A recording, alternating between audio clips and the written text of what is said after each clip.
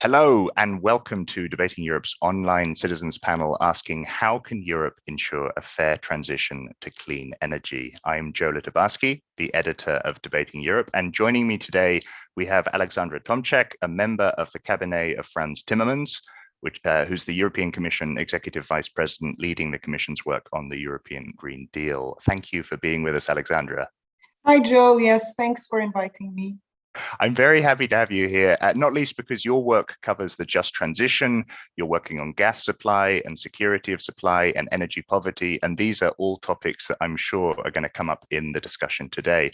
I'm going to say a couple of words of housekeeping at the beginning. We have half an hour and there's 7 people in the debate with us here today, so I'll be very quick. But the first thing I need to say is that we're recording this about 10 days before we publish. So if we fail to discuss any major current events, if the price of gas suddenly collapses or something like that happens, that's why. But as we record this, the energy prices are surging, and at the same time, we're heading into the COP26 discussions in Glasgow. So I think this is a really topical discussion to have. Now, in the interests of transparency, I should also say Debating Europe is a project of the think tank Friends of Europe, which is a partner of the Commission's European Climate Pact, which is an EU-wide initiative inviting people to become active citizens in the struggle against climate change. And that could mean, for example, pledging to cycle more, to use public transport, or to fly less, or eat less meat, to raise awareness politically, to discuss and debate these issues. And there is a pledge platform where you can do that.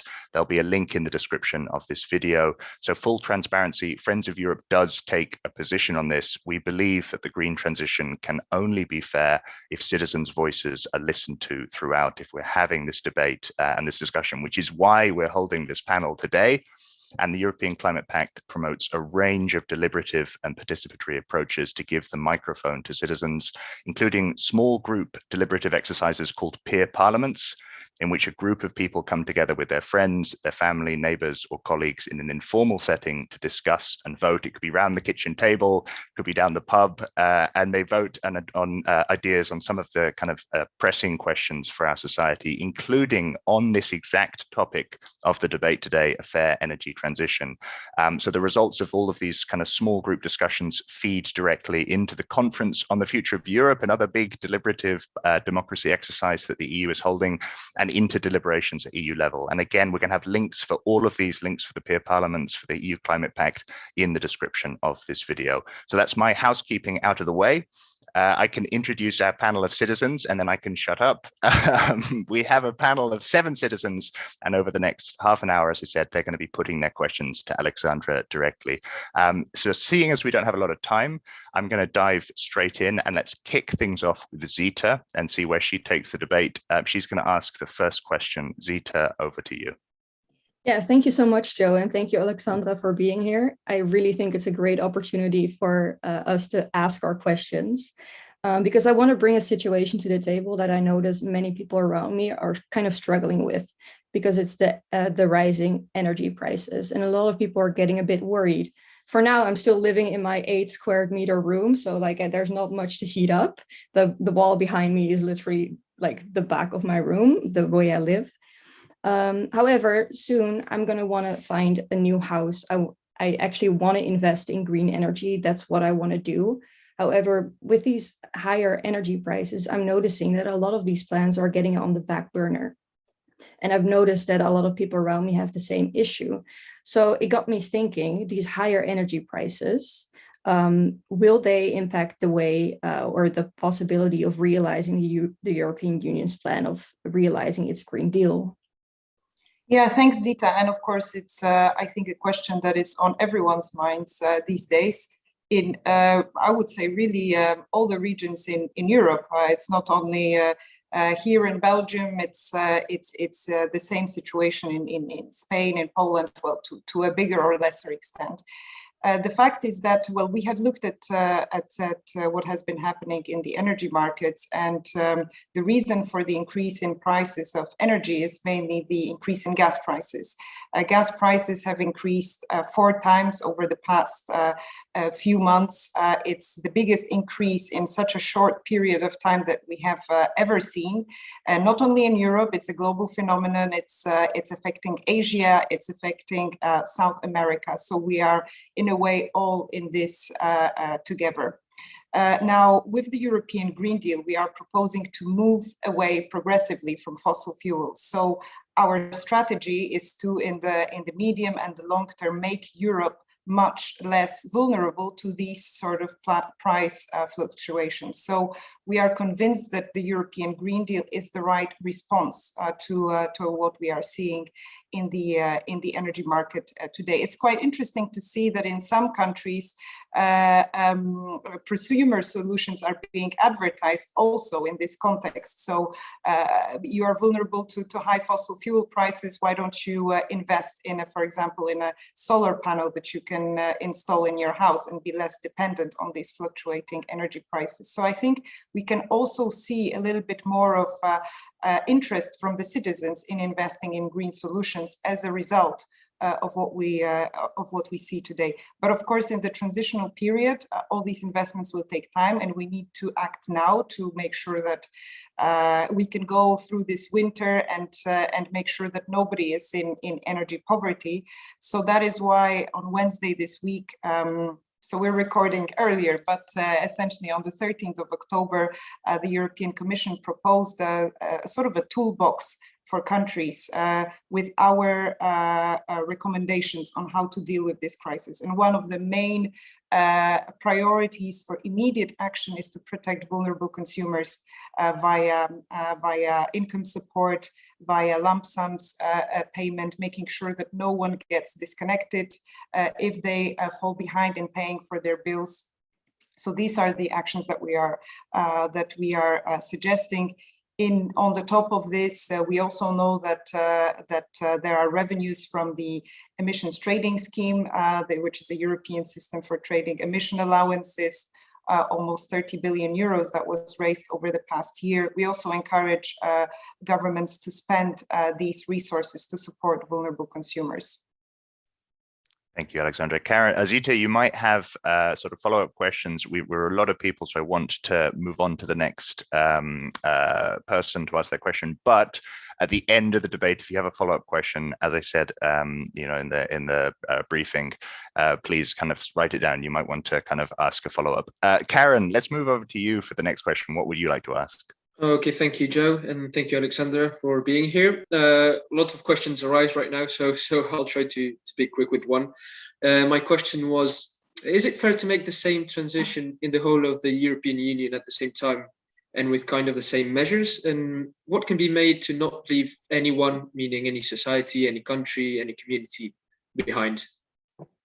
Yeah, thanks, Karen. And your question and this issue of solidarity is really at the heart of what we're doing with climate policy. So we all know that we have to go in the same direction. We want to be a climate neutral continent by 2050. We also know that we have very different starting points. There are some countries where over 70% of energy is produced still today from coal, and some others which don't have any more coal in their energy mix. So first of all, full recognition that we don't all have the same starting points. And for that reason, the climate policy has embedded, European climate policy has embedded within it very strong solidarity arrangements. What do I mean by that? Well, first of all, if you look at the greenhouse gas emissions in Europe, roughly half are under the emissions trading scheme. And here, all the installations are facing the same CO2 price. Everyone is with, let's say, the same requirements, as you say. The other half of the emissions are under the so-called effort sharing regulation. And here, different member states are asked to reduce their emissions by a different margin depending on their GDP. So to give you an example, we would ask countries such as Sweden, Germany, Luxembourg to reduce their emissions by 50%. On the other hand, countries like Hungary or Poland or Romania would be asked to reduce their emissions by less than 20%. So there is this, let's say, a dual system, first of all. The second thing I wanted to say is even under the emissions trading scheme, so all the installations that are facing the same CO2 price, even there we have decided to put aside all of the emission allowances, take 10% and give it to the lowest income member states so that they can have more allowances to sell and have more revenues. We also have a so-called Modernization Fund, which also takes another share of these emission allowances from the common pot. And once these allowances are auctioned, they can be used again in the lowest income member states to invest in clean energy. On the top of that, we also, with the European Green Deal, said that we wanted to make a just transition sort of a core principle of this accelerated move towards climate neutrality. So we have over 75 billion euros that is set aside for transition in coal and carbon intensive regions across Europe, so that the regions that are most exposed or will struggle most to make this change are also assisted in a very targeted manner. Okay, Maureen, you wanted to come in. Yes, thank you so much, Alexandra. I'm also a European Climate Pact ambassador, so I think it's really great to be invited to such a panel. And my question to Alexandra is about the experience of the people who are actually affected by the just transition process, whether it is because the prices are increasing or they might see a lot of changes in the way they work, or maybe their factory is closing. How do you plan to make sure that their experience is also valued in the process, that they have something to say? It's really, as you can hear, I'm French, and I was kind of traumatized by the yellow vest processes. I was kind of not understanding, but in the meantime, I was understanding as well. I felt that there was such a gap between what was necessary and what the experience of the people on the ground was. So what is your take on this? How do you plan for a yellow vest movement not to happen in Europe? Yeah, thanks, Maureen. And that's also very much connected to the question, what is just transition and what do we do about it? So on one hand, I just mentioned the regions that are particularly exposed to this change, typically regions where you have coal mines, when you have high energy intensity industries such as steel production. So the Just Transition Fund actually has a just transition mechanism around it. And what we want to encourage with this new just transition policy is exactly what you're saying.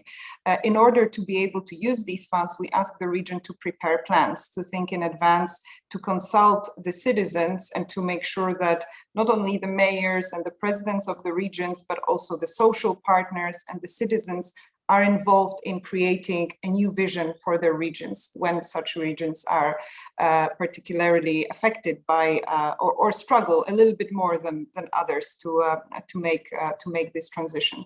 We call it the partnership principle, and we are right now waiting for these plans to be written, to be prepared in the regions.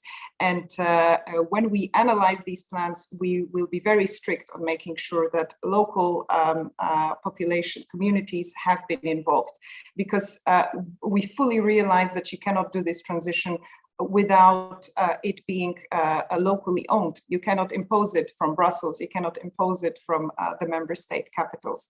But there is another question, it's not only about the regions, it's also about citizens. Some citizens might find it particularly difficult to invest in insulating their house, or getting a low emissions car, or to use public transport which is clean. And that's why as part of our recent legislative proposal, which we made in July this year, we also proposed to establish a social climate fund.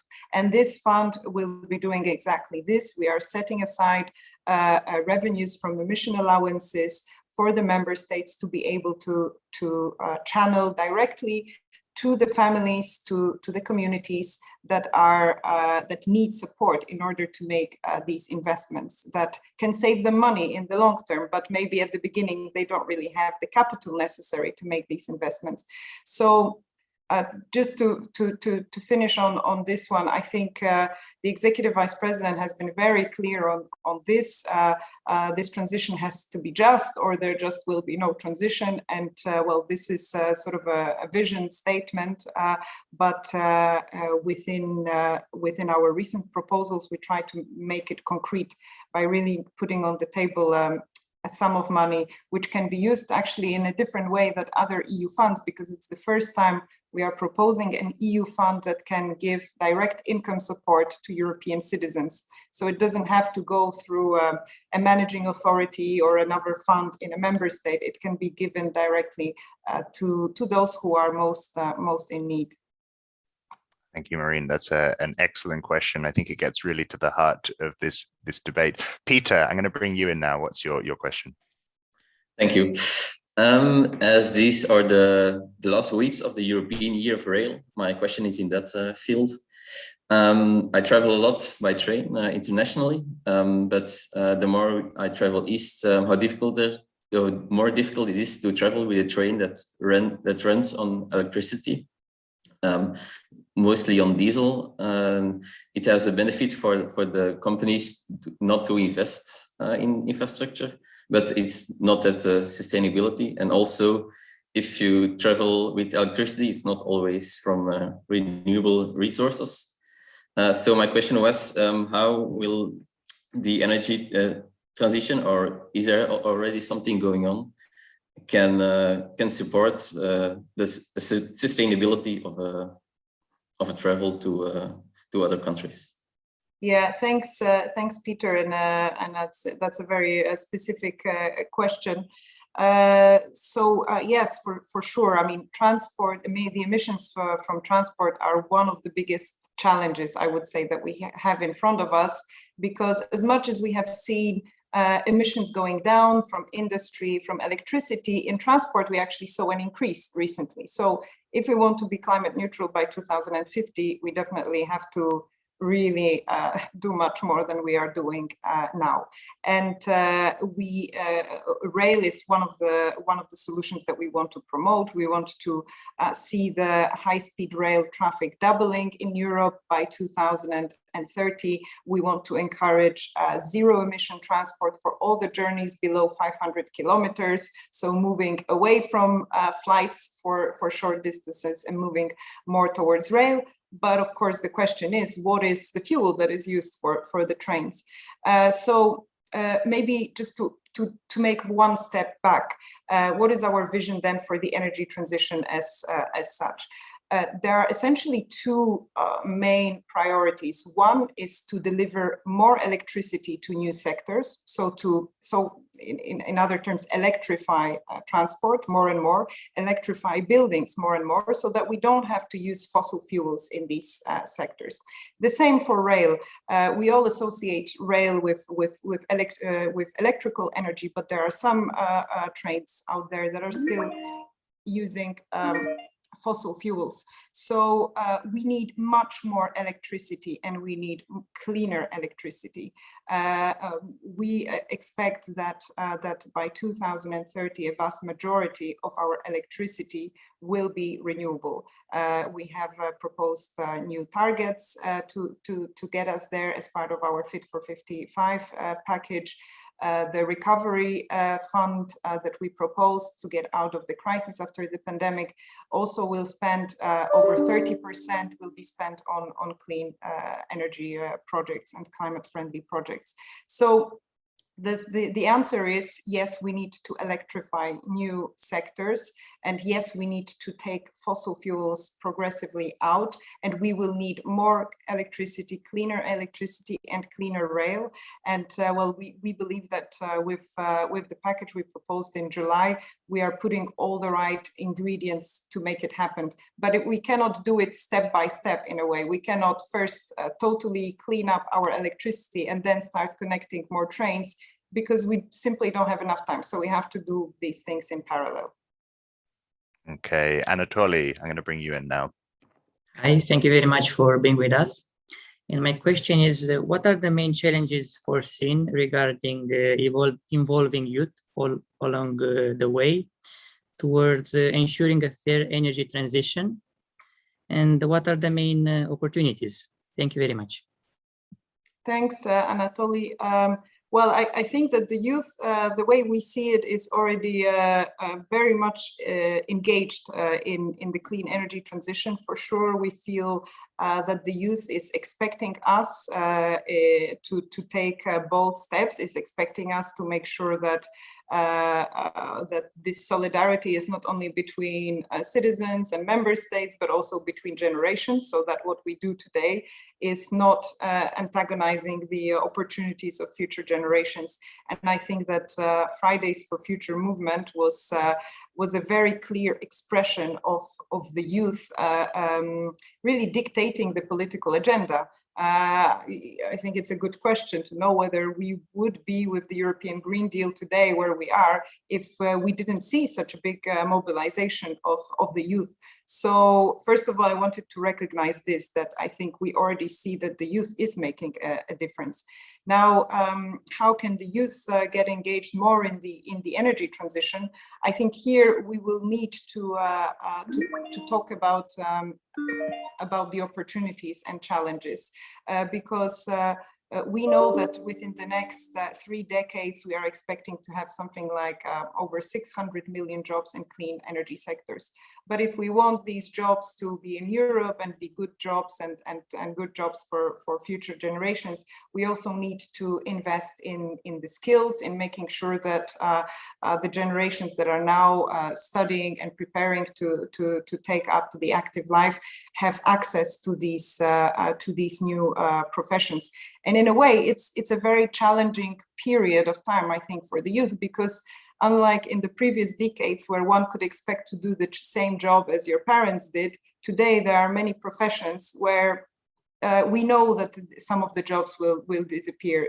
Typically in mining regions, you cannot follow the footsteps of your father or your grandfather and work in the coal mines. You have to somehow reinvent yourself and invent a new sort of a professional strategy for yourself. And I think a lot of young people in Europe are probably faced with this challenge of having to invent a new way of envisaging professional activity. And so this is where we need to make sure that when it comes to these green jobs, we also have a good answer on how to support the youth in getting the skills that are going to be needed to take this plan forward and to become climate neutral. Because there are many opportunities, we know that, but how to translate it into real life career plans, I think this is where something which would be good to discuss a little bit more with the youth in the future. Okay, Susanna. Thank you for being here. My question is, how can the Commission ensure energy independence of the EU? For instance, some countries like Czech Republic has limited potential of renewables development. So what are other decarbonized means of energy production available? And do you foresee any potential in development of nuclear energy? Thank you. Yeah, thanks, Susanna. And I think that brings us back to this first question about energy prices and how dependent we are on the international energy markets. Of course, we cannot live in autarky, and we will always be a region which will be trading with the rest of the world. But we want to reduce our dependence for sure on fossil fuel markets, which we see are more and more volatile. Our strategy is to invest in indigenous energy sources, such as renewable energies. And of course, there are countries that have more wind, there are countries that have more sun, and so they are better placed to produce this clean electricity based on renewable energies in large volumes. But we also in parallel have been developing for a few decades now a single energy market precisely for that reason. We want to have make sure that we are all interconnected, that Czechia is connected with Poland, is connected with other neighboring countries, so that whenever energy is produced, cheaper energy is produced somewhere else, wherever there is more sun or wind, the market can deliver the most cost-effective energy solution to the consumer wherever they are in Europe. And for this, we still need to do more work. We need to invest more in interconnections, and we have a dedicated fund to do that, Connecting Europe facilities. We are building these interconnectors between member states. But you also asked about nuclear, and in fact, when we look at our energy mix in 2050, in 3 decades from now, we see a role for nuclear energy in that mix. Nuclear energy is low carbon energy, so it has its place in the climate neutral Europe in three decades. There are, of course, more innovative solutions that we are currently looking at. For example, small modular reactors. We are having discussions with partners also in the United States, how to bring these to the market. But the short answer is yes, more interconnection, in order to be able to rely on renewables as much as possible, and then filling the gaps with other low carbon solutions such as nuclear as well. Okay, and Paolo, I'd like to bring you in. Thank you, Alexandra. My question is, has the EU invested in thorough scientific studies to demonstrate that the current ideas around this green transition will be the best approach for a long-term sustainable future in terms of earth exploitation and total damage caused by the human activity? Or we are going towards these lithium car batteries and digitalization because the current market and the public opinion is driving us there? Thank you. Yeah, thanks, Paolo. The short answer is yes, we of course are looking at all these parameters. We know that we need to be better at in circular economy. We know that we need to recycle more. We need to make sure that we have good strategies for end of product life. And as you probably know, part of the European Green Deal is also about resource efficiency. And who says resource efficiency also says looking at our consumption of raw materials. I understand that you are concerned specifically with batteries, and it's true that batteries, we see it as part of the solution, whether it's in personal vehicles or battery storage to make our grid more flexible. But there is an environmental footprint. This is a fact. There is an environmental carbon footprint. There is a consumption of raw materials as well. That's why in December last year we proposed a regulation on batteries and waste batteries. And our aim was to make sure that we can modernize our battery sector in such a way that ensures sustainability and competitiveness of this battery value chain in Europe. Just to give you an example, as part of this regulation, we will be introducing mandatory requirements on sustainability, such as carbon footprint rules, minimum recycled content, also rules on performance and durability criteria, and specific requirements on end-of-life management, what to do with these batteries when they come out of use. And there is an additional concern, of course, where do we source these raw materials from? Are we making sure that there is enough due diligence to ensure that we are sourcing these raw materials responsibly? So the short answer is, of course, this is clearly on the Green Deal map. We know it's a source of concern, and we are working to put in place rules and incentives to make sure that as we progress on so many fronts, as I said, electrification, deployment of electric rail, at the same time also decarbonizing our buildings, etc. We have to do the same in improving the technologies that we're using now. So hopefully the wind turbines, the solar panels, the batteries that you see being deployed today will be very different to the ones we will be deploying in 3 decades. That sector also has to evolve in that period. Thank you, Alexandra. Do you have time for just one or two follow-up questions? We're at time. Is it okay? Just like 2 minutes? Yeah, sure. Okay, guys. If you raise your hand, if you have a follow-up question you want to ask, I thought this was a really fascinating debate, and we've covered a lot. So you may not have anything. I see Marine's hand going up. Okay, fine. Marine, we'll give you the last question. What would you like to ask? Yes, thank you so much, Alexandra, for all these brilliant answers to our very tricky questions. So I was wondering, how do you plan, is the European Union coming to the COP26? How are you planning to really spread those good initiatives to the rest of the world and make sure that the commitment is not only from the EU and its member states and its regions, but also for and by the rest of the world? Yeah, thanks, Marine. Yeah, the COPs are very important milestones every year that help us mobilize the entire world around the important challenge of reducing greenhouse gas emissions. So I think, well, how do we, our strategy has always been to lead by example. So we have always wanted to be ambitious in order to inspire others to also be ambitious. So I think so far it has paid off. We were the first continent to say that we want to be climate neutral in 2050.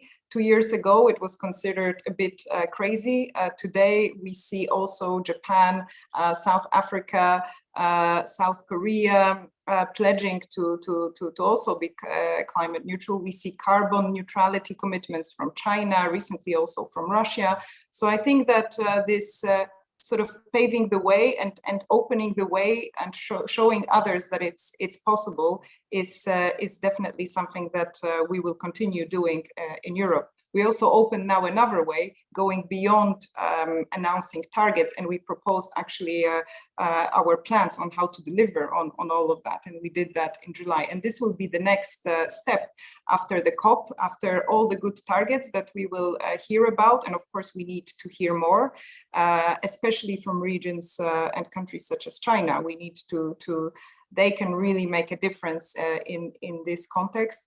But the next step will be discussing with our partners, how do we deliver on these targets? It's not an easy task. It has to happen very quickly if we want to avoid very dangerous changes in weather patterns.